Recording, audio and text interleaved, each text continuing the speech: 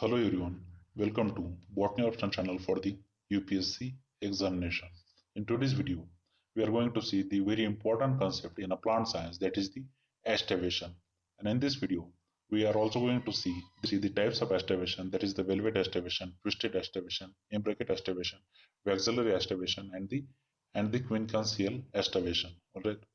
And before starting the video, every day we posted the content related with the botany. So please, if you are studying the botany subject, please subscribe to this channel.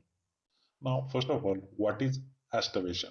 Now, aestivation may be defined as the mode of arrangement of sepals and petals in the floral bud with the respect to the same whorl, that is the calyx and corolla.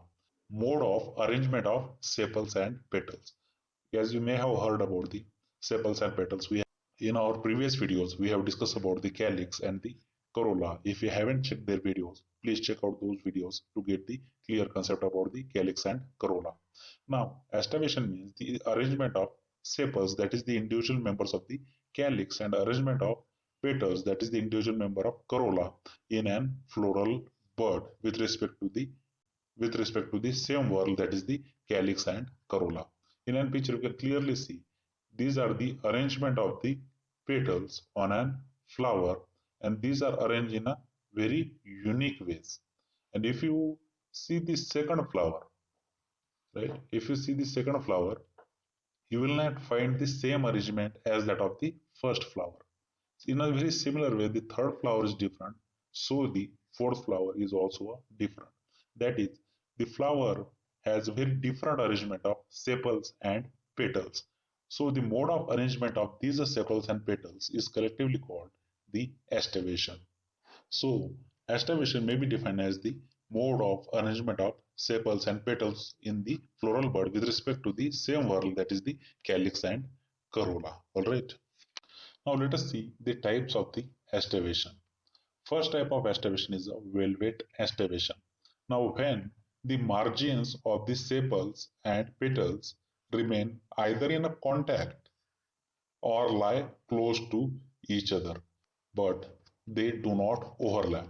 That is, when in a flower, when sepals or say petals remain either in a contact with one another or lie close to the one another, but they do not overlap, then such a type of aestivation is called as the Valvate Aestivation. The example for the Valvate Aestivation is a Calotropis. Now observe carefully the petals of an Calotropis. You will find that they are lying close to each other, but they do not overlapping each other. Alright. So either they remain in contact with each other or they lie very close to each other, but they do not overlap each other. In such a arrangement, if there is such a arrangement of petals, then such a type of aestivation is called as the Valvate Aestivation. And Valvate Aestivation is found in the Calotropis. While drawing the floral formula for the Valvate Aestivation, we show the petals like this. These are the five petals, and they are lies very close to each other, but they are do not overlapping. All right. So this connection you can observe, they are lies very close to each other, but there is no overlapping in them. When such a type of arrangement is found in a flower, then the aestivation is called the Valvate Aestivation. All right. Now let us see the second type of aestivation, that is the twisted aestivation. Now in twisted aestivation, the margins of each sepal and petal is directed inwards. That is, the margin of sepals or say petals is directed inwards and overlap, while the other margin is directed outwards and it overlap the margin of a adjacent one. Alright.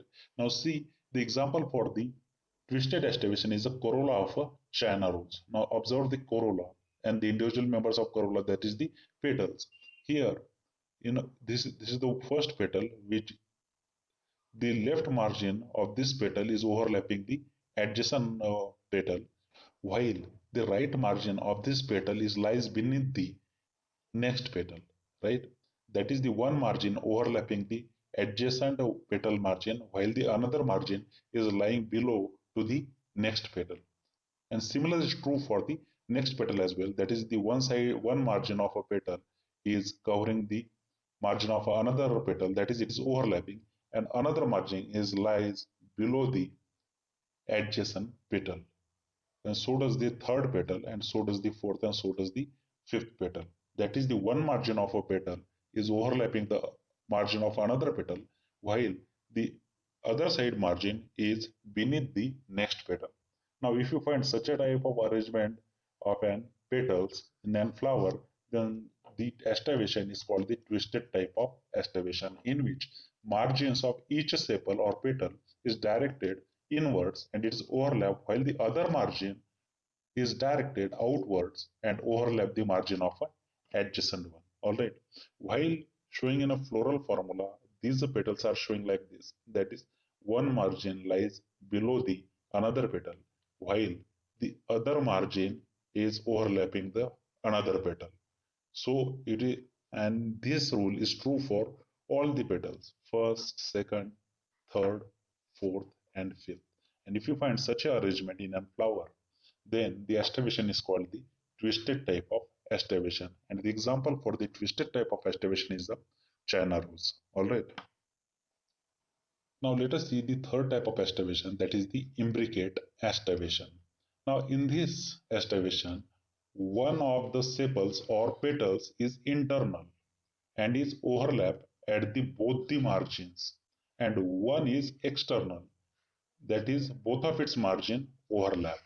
That is, one sepal or petal is completely below the other adjacent petals, while another is totally external, that is, its both margin are overlap. And the example for the imbricate aestivation is the Bahunia. So if you carefully observe the Bahunia flower, see this petal which is like completely external to the adjacent petals.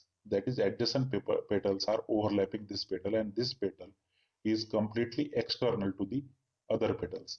While if you observe this petal, this particular petal is completely internal petal, and this petal is overlapping the adjacent petals.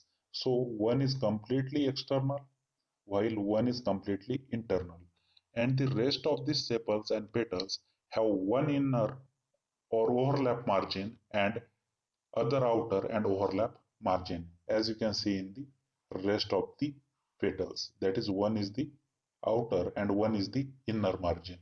So one petal is completely external while other is a completely internal, while rest are have one margin overlapped and other margin above the adjacent petal. And if you find such a type of arrangement in a flower, then the aestivation is called the imbricate aestivation. All right. And if you draw the floral formula of this aestivation, you will get this diagram. Now see, this petal is completely internal and this petal is completely external. That is, one petal is completely internal and other is completely external, while other petals have one margin inside, other margin outside. Again, one margin inside, other margin outside, one margin inside and the other margin outside. Such a type of aestivation can be found in the Bahunia flower. So Bahunia is an example for the imbricate aestivation. Now the fourth type of aestivation is the Quincuncial Aestivation.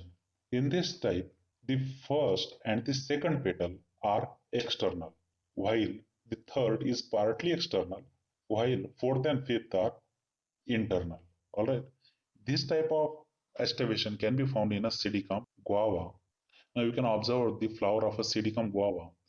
There is a first and second petal which is completely external, and then the third petal is partly external, while the fourth and fifth petal is completely placed internal.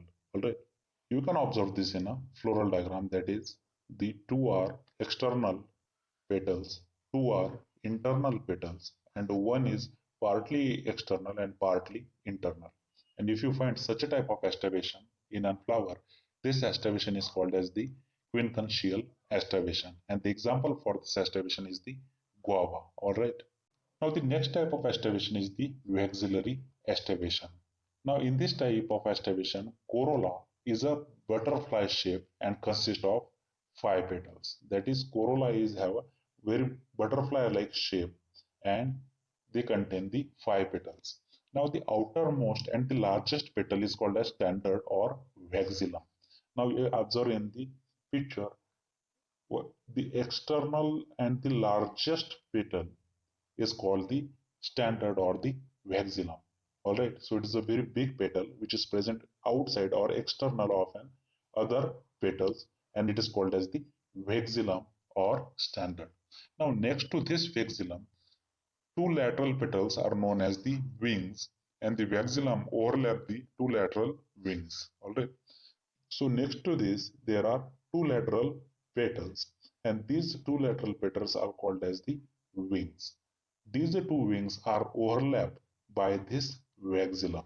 All right, and and then there are two even smaller, nearly fused petals forming a boat-shaped structure and are known as keel or carina.